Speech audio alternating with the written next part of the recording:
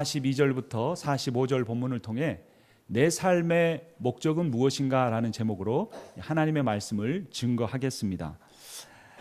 마가복음에 따르면 예수께서 이 세상에 오신 목적은 무엇이었을까요? 또한 이 마가복음을 읽으면서 우리가 생각해 봐야 할 것은 나의 인생의 목적은 무엇인가 라는 것입니다. 아마도 대부분의 사람들의 인생의 목적은 성공일 것입니다. 한 외국인 선교사님은 한국 사람이 성공지향적이고 권력지향적이라고 평가를 했습니다. 그가 보니까 한국 사람들은 만나면 첫 번째 하는 인사가 있습니다. 몇 살이냐고 묻는 겁니다. 나이가 같으면 생일이 언제냐고 묻는다고 합니다. 또 고향이 어디냐고 묻고 출신 고등학교를 물은 뒤에 비슷한 시기에 나왔으면 몇 학번인지 묻는다고 합니다. 군대 갔다 왔느냐고 물은 뒤에는 같은 육군이면 훈련소, 논산훈련소 몇 기냐고 묻는다고 합니다. 특히나 같은 해병이면 기수를 물은 다음에 곧바로 필승 격려를 하고 차렷 열중시어가 곧바로 나오는 것이 한국 사람이라고 한다는 것입니다.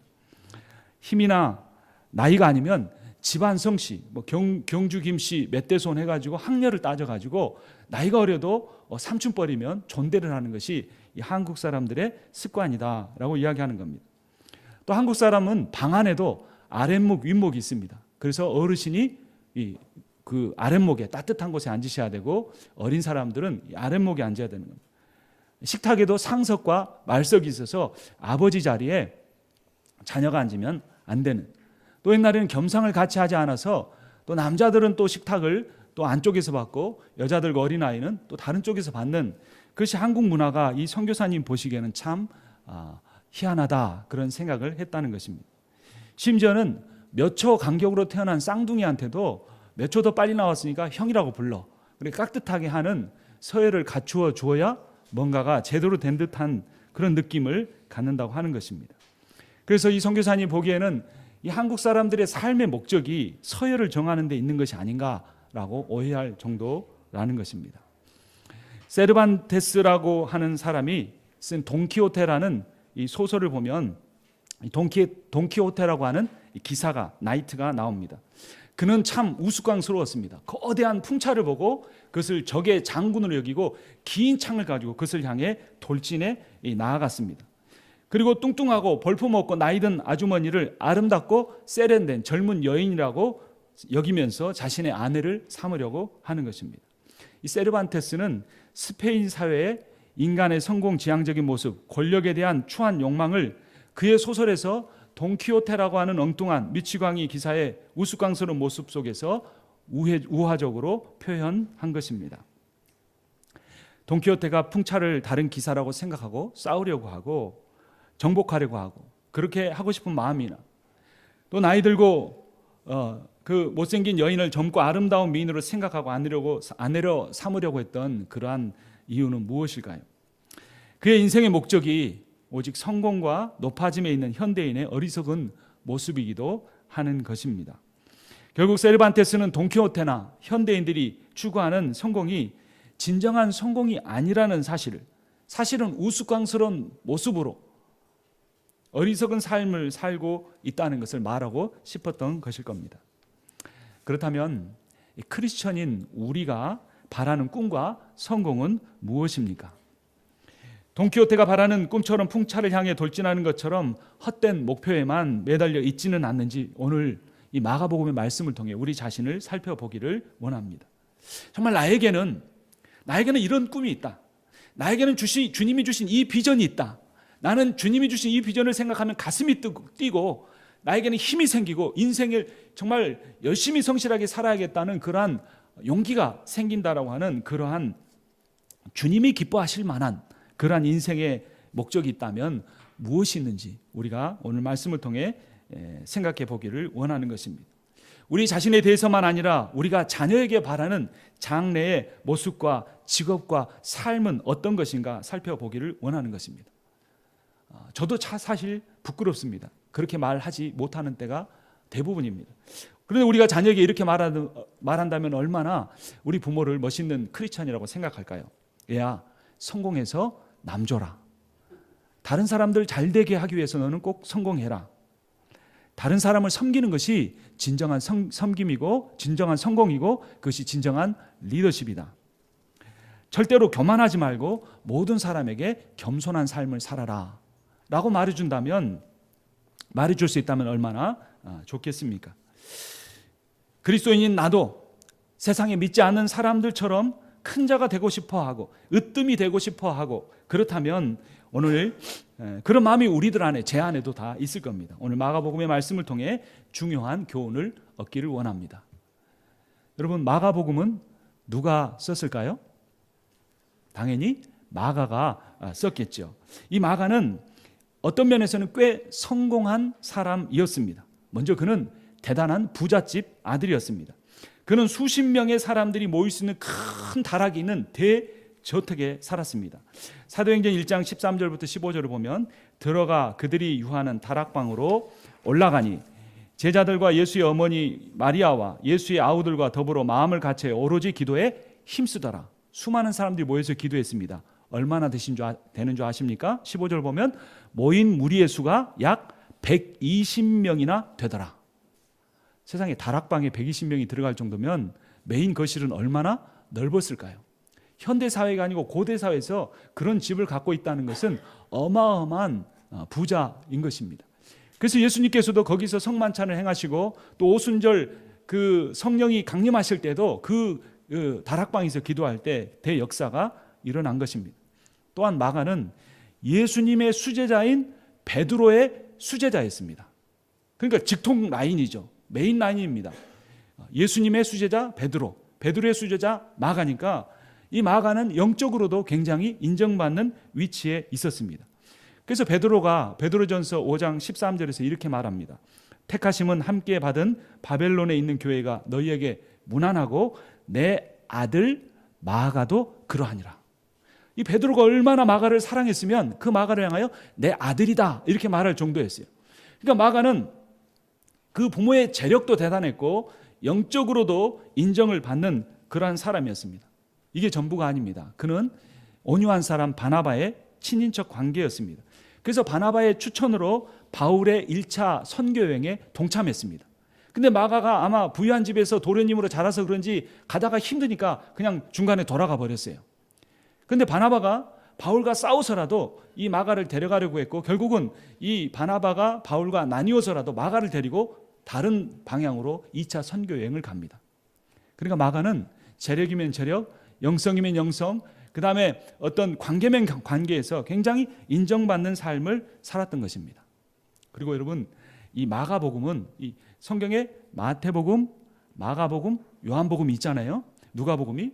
왜 이렇게 여러 권의 복음서가 쓰여졌을까요? 그 복음서를 받는 회중이 달랐던 겁니다. 마가는 로마 제국에 있는 로마 사람들을 향하여 이 마가복음을 썼습니다. 그러니까 이 책을 쓴 사람도 힘있고 능력있고 인정받는 사람이었고 이 책을 받는 사람도 모든 사람들이 받기를 원하는 로마 시민권자들을 향하여 쓴 책인 겁니다.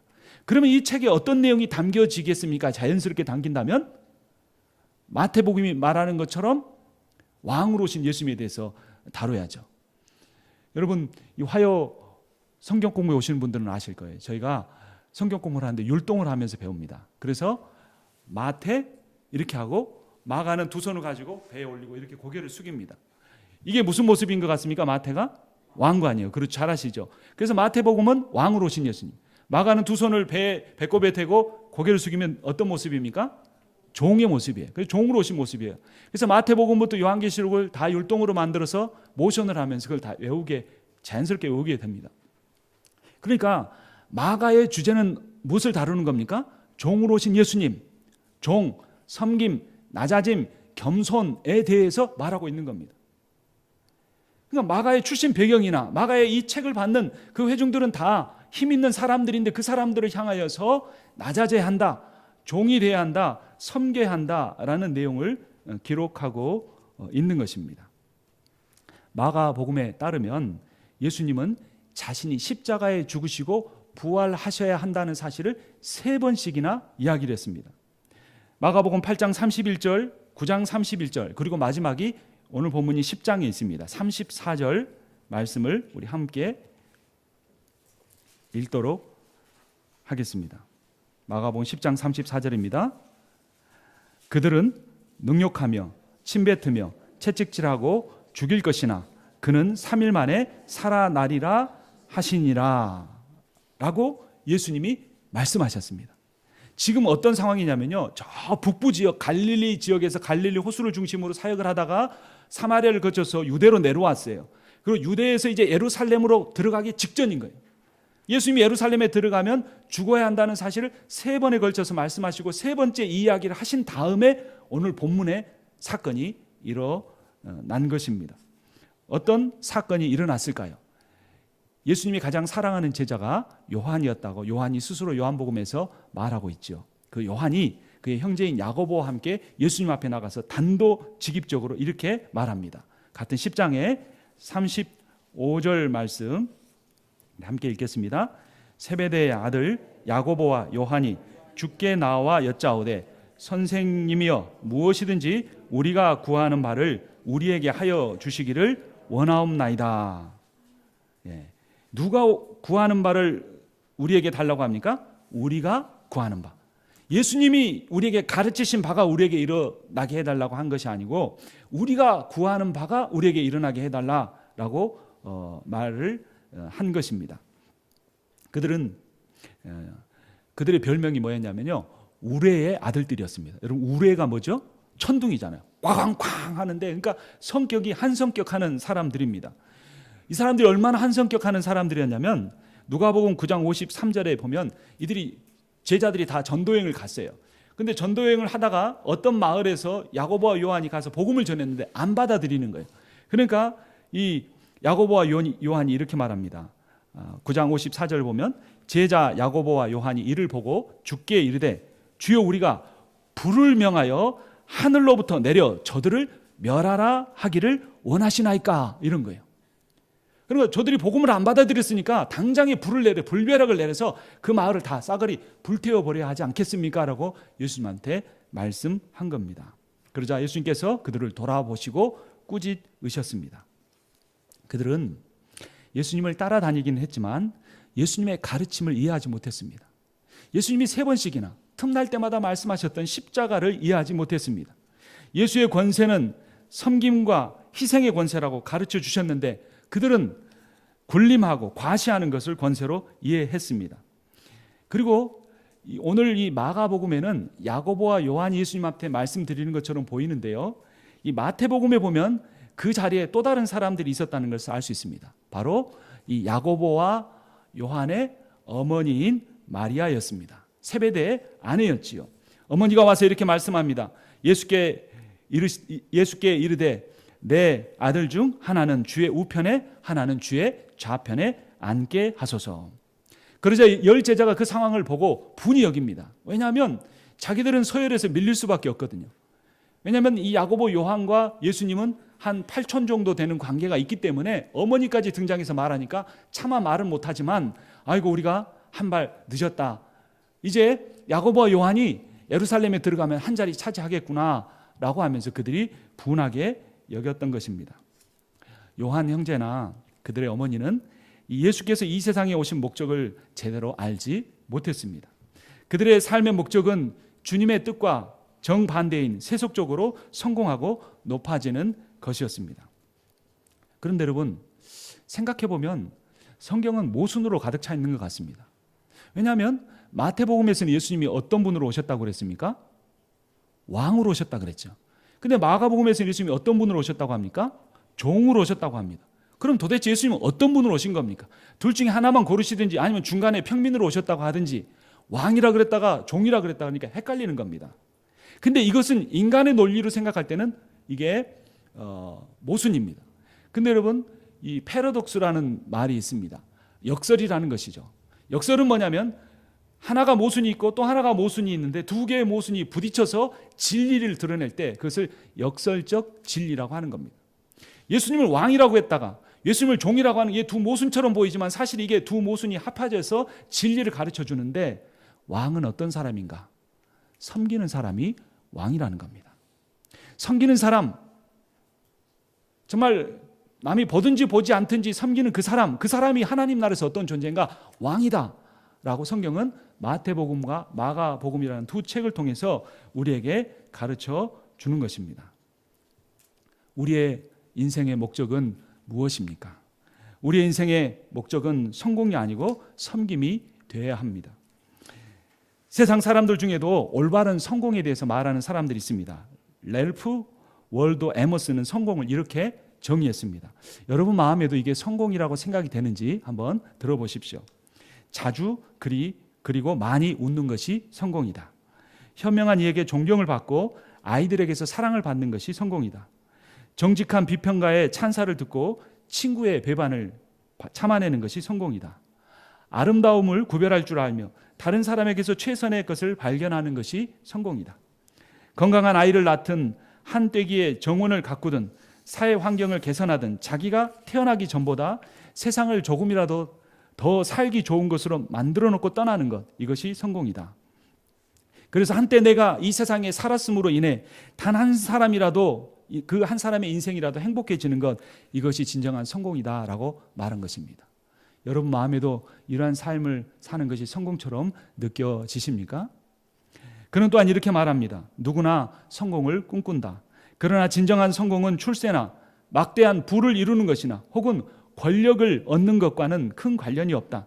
사람은 태어날 때부터 이 세상으로부터 많은 도움을 받고 태어나고 또 이 세상을 위한 여러 가지 기여를 하게 된다. 내가 받는 것보다 남에게 더 많은 줄 수 있다면 그것이 크면 클수록 진정한 성공에 가깝다고 할 수 있다라고 말한 것입니다. 성경의 가르침에도 이런 역설적 진리들이 많이 나옵니다. 사도행전 21장 35절은 주는 것이 받는 것보다 더 복되다 그랬습니다. 여러분 한번 따라서 해볼까요? 주는 것이 받는 것보다 더 복되다. 아멘이 되십니까? 저는 아멘이 잘 안 되는데요. 저는 받으면 얼마나 기쁜지 모르겠어요. 카드 써서 누가 줬을 때 이 사람이 나한테 이런 마음을 갖고 있구나, 얼마나 기쁜지 모르겠어요. 표현을 안 해서 그런데 또 뭐 선물 받아도 얼마나 기쁜지 모르겠어요. 이번에 또 제 아내가 3주 동안 비웠는데요. 아내가 걱정을 많이 했는지 기도를 많이 했는지 모르지만 성도분들이 반찬을 많이 가져다 주셨어요. 받을 때마다 얼마나 기쁜지 모르겠어요. 그런데 사실은 줄 때 내게 그렇게 큰 기쁨이 있느냐? 물론 주는 것도 기쁨이 있지만 사실은 그거보다 받을 때 기쁨이 더 큰 것 같아요. 그러니까 제가 아직도 이 성경의 역설적 진리에 가까운 삶을 못 살고 있는 것 같습니다. 시편 119편 71절에 이렇게 말합니다. 한번 따라서 하겠습니다. 고난을 당한 것이 내게 유익이라. 여러분 아멘이십니까? 저는 이것도 아멘하기 힘들어요. 고난이 힘들잖아요. 말은 그렇게 하는데 제가 여기 얼마 전에 집에 뭘 이렇게 운동기구를 정말 싸게 90불에 샀어요. 그래서 근데 그걸 이렇게 조립하다 여기를 조금 긁혔는데요.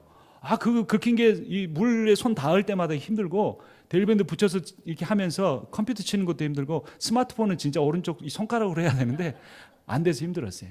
그 정도로 힘든데 정말 고난이 내 인생의 유익이라고 말할 수 있을까? 그런 생각을 하게 됩니다. 고린도후서 12장 10절은 이렇게 말합니다. 한 번 더 따라서 하겠습니다. 약할 때 강함이라. 아멘이십니까? 약하면 약한 거지 어떻게 약한 것이 강함이라고 할 수 있을까요? 약하다는 것은 왜 약하겠습니까? 몸이 아프면 약해지잖아요. 그럼 마음이 힘들잖아요. 또 물질적으로 어려움이 생길 때도 얼마나 마음이 육축되고 약해지는지 모릅니다. 그런데 그 약함이 강함이라고 말할 수 있는 건 도대체 어떤 사람이 이런 말을 할 수 있을까? 이 모든 말씀에는 다 살아계신 하나님, 내 삶을 깊이 보고 계시고 나에게 은혜 베풀어 주시길 원하시는 하나님, 어린 아이를 키울 때 부모가 그 자녀를 위해서 모든 것을 해주려고 하는 것처럼 그 강한 아버지, 엄마가 있는 것처럼 하나님 우리 가운데 계시다는 그 진리가 있기 때문에 우리는 이러한 내용들에서 인간적으로는 좀 거부감도 느껴지고 쉽게 말하기 힘들지만 아멘이라고 고백을 할 수 있는 것입니다. 예수님께서 이 본문의 사건 직전에 29절하고 30절에서 이 야고보와 요한이 찾아와서 말씀하기 전에 이야기하기 전에 이런 말씀하셨습니다. 29절 보겠습니다. 29절입니다. 예수께서 이르시되 내가 진실로 너희에게 이르노니 나와 복음을 위하여 집이나 형제나 자매나 어머니나 아버지나 자식이나 전토를 벌인 자는 30절 함께 읽습니다. 현세에 있어 집과 형제와 자매와 어머니와 자식과 전토를 100배나 받되 박해를 겸하여 받고 내세 영생을 받지 못할 자가 없느니라. 아멘. 그러니까 손해보는 삶, 희생하는 삶, 섬기는 삶을 사는 사람이 자기가 베푼 것보다 몇 배나 더 받는다고요? 몇 배입니까? 100배입니다. 제 이야기가 아니고 성경에 나와 있습니다. 현세의 복만 아니라 또 어떤 복을 받는다고 합니까? 영생의 복을 내세에 오는 세상에서 받게 될 것이라고 성경이 약속해 주고 있습니다. 방금 직전에 예수님이 이 말씀하신 거예요. 그리고 나도 십자가를 지고 죽어야 한다고 바로 직전에 이야기를 했어요. 금방 그 목사가 이야기한 게 아니고 말씀이 육신이 되어 이 땅에 오신 예수님이 방금 이 말씀을 했는데 글쎄 곧바로 야고보 요한이 마음속에 계속 갖고 있던 그 생각을 이제 이 예루살렘에 들어가고 나면 우리는 기회를 잃는다. 어머니 오셨는가 한번 봐라. 어머니 저쪽도 오셨다. 저 빨리 오시라 그래. 그래서 자기가 옛날부터 품고 있던 이야기를 예수님의 가르침과 정반대되는 소원을 예수님 앞에 그들은 아뢰었다고 하는 겁니다. 때로는 저의 삶이 그런 것을 보게 됩니다. 예수님이 그러한 현세의 복과 내세의 복을 받기 위해서 그 모든 것을 어떻게 해야 한다고 말씀하셨냐면 버려야 한다라고 말씀합니다. 근데 이 버린다는 아피에미는 사실은 내 버린다 이런 의미가 아니에요. 어떻게 처자식을 버립니까? 이단이나 그렇죠. 우리 그리스도인들 그렇게 하면 안 됩니다. 가정을 성실하게 섬겨야 합니다. 그럼 이 버린다는 말씀은 무엇이냐면 우선순위를 바꾼다 이런 의미 있습니다. 삶의 중심 목적으로 삼지 않는다 이런 의미를 갖는 겁니다. 그러니까 내가 직장 생활하고 비즈니스 하는 거 열심히 해야 합니다. 학생들 공부를 최선을 다해서 해야 합니다. 공부 안 하고 기도만 하고 하는 성적 잘 받게 해주세요. 이게 아니라 공부 최선을 다하고 기도하면 내가 공부한 것보다 2배, 3배 더 좋은 성적을 주십니다. 그런데 중요한 것은 그것보다 더 중요한 것은 뭐냐면 어떤 영적 원리가 있냐면 내가 이 붙잡고 있는 이것이 하나님보다 더 중요하게 여겨질 때 문제가 되는 겁니다. 내가 이 일에 성공하느냐 실패하느냐 그 여부가 내가 하나님이 주신 삶의 목적에서 성공하느냐 실패하느냐의 문제보다 더 크게 느껴질 때 우리의 마음속에 내가 가지고 있는 꿈이나 그 성공에 대한 바람이 내 인생에 오히려 짐이 되고 나를 두렵게 하고 떨게 만들어서 내가 노력하고 애쓴 그 열매를 오히려 맺지 못하게 할 수도 있다라는 겁니다. 우리는 손해보는 것을 견디기 힘들어합니다. 그래서 이웃 관계만 아니라 가족 관계에도 어려움들이 생기기도 합니다. 가장 가까운 사람에게조차도 손해를 보려고 하지 않기 때문입니다.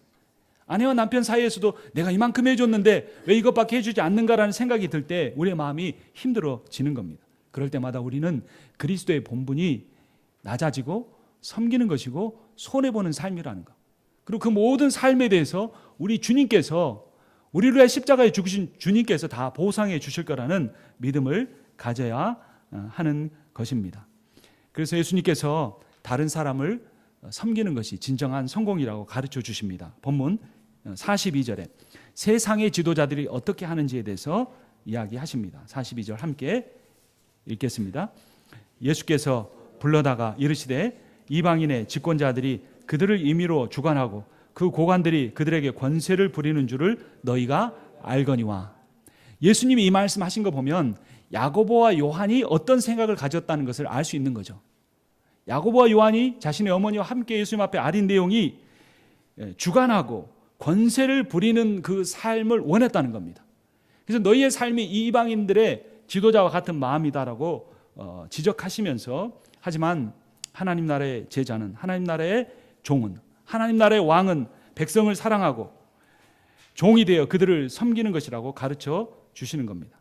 왕처럼 위대하거나 높은 사람이 되고 싶으면, 정말로 내 꿈을 이루고 싶으면, 그 꿈이 간절하면 내가 먼저 주님 앞에 기도할 때, 주님께서 이 꿈을 저에게 이루어 주시면, 이 소원을 이루어 주시면 정말 이걸로 인해서 제가 다른 사람에게 권세를 부리고 그들을 주관하는, 임의로 주관하는 자가 아니고 그들을 섬기고 그들을 높여주는, 그들을 주님께로 이끄는 사람이 되겠습니다라고 기도해야 합니다. 하나님께서는 그런 진정한 기도를 하는 사람의 기도에 반드시 응답하실 것입니다. 예수님은 이어서 그러면 진정한 이 성공한 사람, 진정한 지도자의 모습은 무엇인가를 43절과 44절에서 말씀하십니다. 43절입니다. 너희 중에는 그렇지 않을지니 너희 중에 누구든지 크고자 하는 자는 너희를 섬기는 자가 되고. 44절 함께 읽습니다. 너희 중에 누구든지 으뜸이 되고자 하는 자는 모든 사람의 종이 되어야 하리라. 어떤 내 마음에 맞는 사람들의 그들의 종만 되어도 된다고 합니까? 그렇지 않죠. 모든 사람의 종이 되어야 한다는 겁니다. 그러니까 모든 사람의 종이 되었기 때문에 모든 사람 중에 최고가 바로 으뜸이다 라고 예수님께서 말씀하신 겁니다. D.L. 무디 선교사님이 이렇게 말씀하셨습니다. 하나님께서 우리를 쓰실 수 없을 때가 있으시다. 그때는 우리가 작을 때가 아니고 우리가 너무 클 때이다. 하나님은 이웃을 위해 낮아지는 사람을 위대하게 사용하신다라고 이야기했습니다. 그리고 무디는 그렇게 위대한 선교사이자 목사이자 순회 부흥 선교사가 된 것입니다. 예수님께서는 제자들에게 너희들이 종이 되어야 한다, 섬겨야 한다고 말씀만 하신 것이 아니라 예수님 자신이 그런 삶을 사셨습니다. 예수님은 죄인을 구원하기 위해, 나와 같은 죄인을 구원하기 위하여 나를 대신하여 십자가에 죽으시고 자기 목숨을 희생함으로써 나를 구원하셨습니다. 예수님이 45절에서 무엇이라고 말씀합니까? 함께 읽겠습니다. 인자가 온 것은 섬김을 받으려 함이 아니라 도리어 섬기려 하고 자기 목숨을 많은 사람의 대속물로 주려 함이니라. 예수님이 그 길로 가고 계셨습니다. 누구를 위한 것입니까? 바로 나를, 여러분들을 위한 것입니다. 예수님이 큰 소리를 지르시고 숨지셨습니다. 그때 성소의 휘장이 위로부터 아래로 쫙 갈라졌습니다. 그것은 하나님과 죄인인 우리 사이를 가로막고 있는 그 막힌 담을 허신 것입니다. 에베소서 2장 13절을 보면 이제는 전에 멀리 있던 너희가 그리스도 예수 안에서 그리스도의 피로 가까워졌느니라. 그는 우리의 화평이신지라 둘로 하나를 만드사 원수된 것 곧 중간에 막힌 담을 자기 육체로 허시고 라고 말씀하셨습니다. 여러분, 우리가 어떻게 다른 사람을 섬길 수 있습니까? 그렇게 할 수 없습니다. 그런데 할 수 있는 때가 있습니다.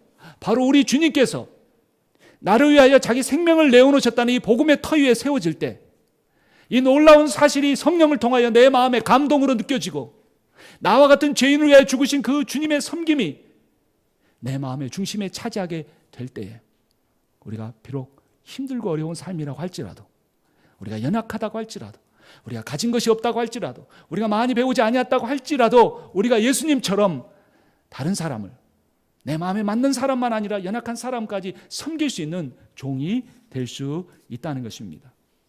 예수님의 섬김이 하나님의 원수였고 죄인이었던 우리의 죄를 용서하고 하나님과 화목하게 하셨습니다. 로마서 5장 8절을 보면 우리가 아직 죄인 되었을 때 그리스도께서 우리를 위하여 죽으심으로 하나님께서 우리에게 대한 자기의 사랑을 확증하셨느니라. 누군가가 나를 사랑한다고 말하면 증거를 보여달라고 말하지 않겠습니까?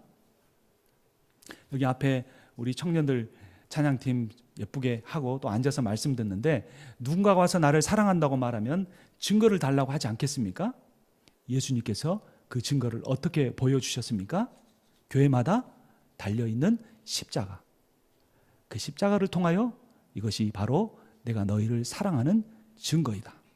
너희가 의로워서가 아니고 너희가 자격이 있어서가 아니라 죄인인 너희를 사랑하여 하나님의 사랑을 드러낸 나의 증거다라고 주님께서 지금 이 시간에도 성령을 통하여 우리에게 말씀해 주시는 것입니다. 섬기다라고 하는 이 단어는 디아코네오인데 이것은 종이 되다, 봉사하다, 기다리다라는 의미입니다. 기다린다는 것은 어떤 의미일까요? 이 디아코노스가 식당에서 서빙하는 사람에게 사용되는 것이기 때문에 그렇습니다. 그래서 다른 사람들이 만찬을 즐기는 동안 옆에서 여러분 한국에서 옛날에 뽀이하고 부를 때 있죠. 그때 손에 뭘 갖고 있습니까? 하얀 천을 이렇게 앞뒤로 해서. 여러분 그런 식당에 안 가보셨는가 봐요. 저는 가봤습니다. 이렇게 들고 가만히 서 있습니다. 그리고 물을 마셔서나 음료수가 떨어지면 그거를 또 얼른 눈치를 보고 따라줍니다. 또 뭐 음식이 식으면 스프를 또 갖다 줍니다. 뽀이 부르면 또 가서 그렇게 하는 겁니다. 그래서 뭐 하고 있는 겁니까? 기다리고 있는 겁니다.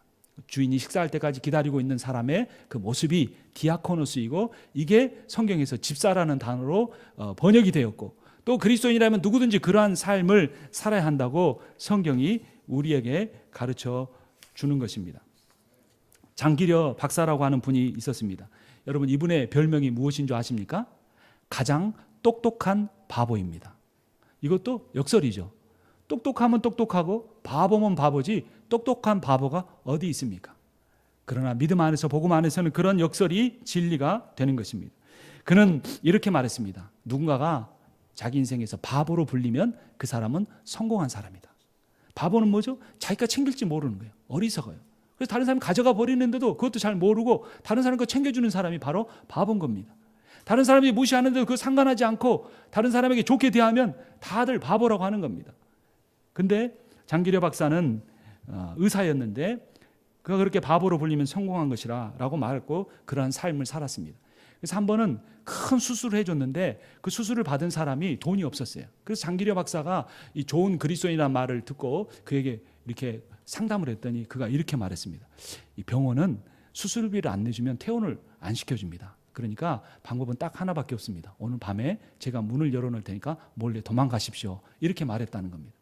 자기가 수술해 줬는데 환자가 도망가면 그 수술비를 어디서 받겠습니까? 받지 못하는데 그는 바보처럼 행동한 것입니다. 또한 안수연이라는 그러한 군의관이 있었습니다. 그 역시 바보로 불렸습니다. 34살의 젊은 나이에 출혈성 급성 출혈염으로 죽었습니다. 한 일반 신문에서 이러한 내용이 나왔습니다. 자기 것을 챙길 줄 모르는 그에 대한 답답함과 미안함이 우리에게는 있다. 그는 자신의 돈과 시간의 대부분을 남을 위해 썼다. 돈이 없어 검사를 받지 못하는 조선족 할아버지의 검사비를 대신 내주고 집과 교회 거리가 멀어 차를 타기 위해 예배 중간에 나가야 하는 후배 운전사가 되기를 자청했다.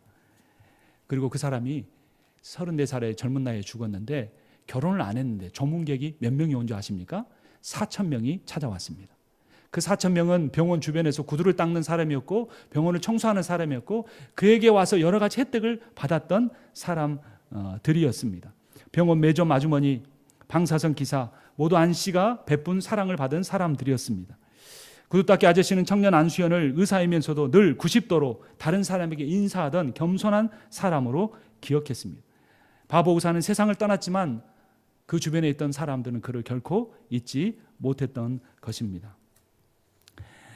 요한일서 3장 18절은 우리에게 이렇게 말합니다. 자녀들아, 우리가 말과 혀로만 사랑하지 말고 행함과 진실함으로 하자. 마지막으로 강찬이 부른 섬김이라는 복음성가 가사는 이렇게 말해줍니다. 하늘의 영광을 다 버리고 낮은 이곳에 내려오신 주, 죽기까지 나를 사랑하신 그 사랑 얼마나 큰지.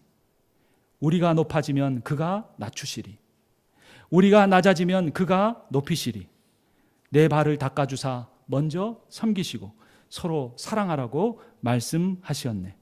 하나님이 원하시는 세상으로 나 자신을 드리는 섬김의 모습이 되기를.